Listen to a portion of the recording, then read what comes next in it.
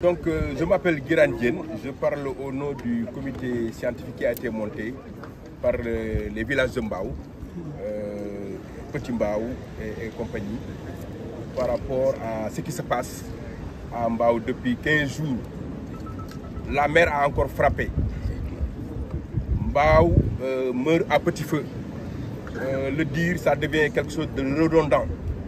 Parce qu'il y a 15 ans, Monsieur le Premier ministre Boun Abdallah Dionne était passé ici suite à la furie de la mer pour faire des promesses à la population mbaoise.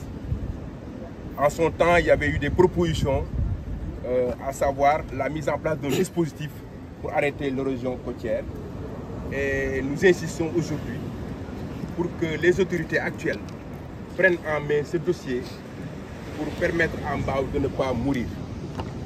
Parce que c'est avec beaucoup d'émotion même que nous parlons ce matin, parce que nous sommes sur un site qui se trouve être le cimetière de Mbao, où des érudits de l'islam sont aujourd'hui, ils sont inhumés ici, et que je dirais même aussi nous sommes dans la partie qui constitue ce qu'on appelle le patrimoine immatériel de Mbao. Sans cette partie, je pense que Mbao n'existera plus.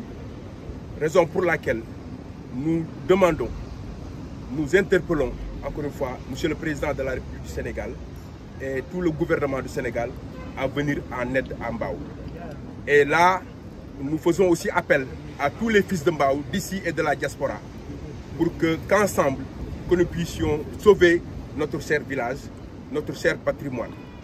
Et dans une dynamique de RSE, responsabilité sociétale des entreprises, nous demanderons aussi aux entreprises nationales ou privées qui quelque part ont contribué un peu en fait à l'accélération de cette érosion côtière. Je pense aux ICS, je pense au port autonome de Dakar, et que ma foi, ils ont une responsabilité de réparation aussi par rapport à ce village de Mbao là. L'autre chose, c'est de demander à tous les fils de Mbao de se retrouver ensemble pour trouver des solutions alternatives en attendant que l'État intervienne. Mais l'intervention de l'État ne doit pas traîner parce qu'il y a urgence. Il y a urgence. Il y a urgence et ça ne sert à rien, à mon sens, de recréer la roue. Parce que les dispositifs comme l'érection de brise de lames, d'épis, devraient nous permettre de reconstituer nos plages, mais devraient nous permettre aussi de sauver ce village qui, dans la région du Cap-Vert, en termes d'histoire, a beaucoup contribué pour ce qui était ce qu'on appelle la République Lébou, et je dirais même tout ce qui est la démocratie dans ce pays de l'Afrique de l'Ouest.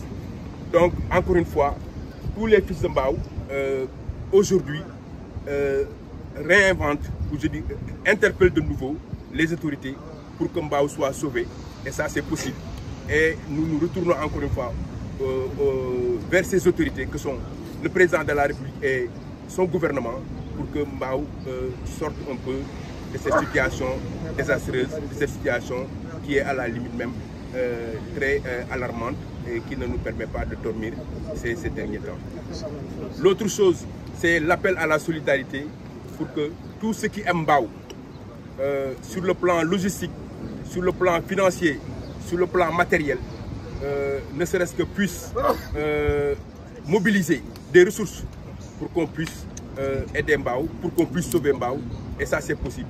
Et encore une fois, nous réitérons cet appel pour que Mbao sorte un peu de l'ornière. Voilà, M.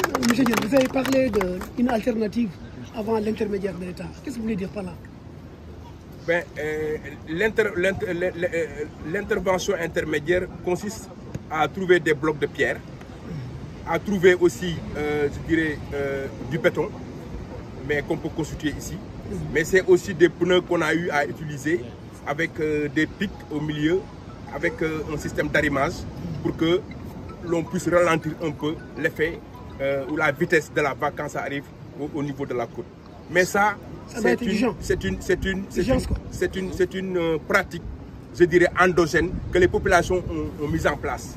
Mais ça ne suffit pas. Il faut donner une contribution scientifique et technique, voire même physique, pour que la mer, qu'on puisse à la limite réduire sa force.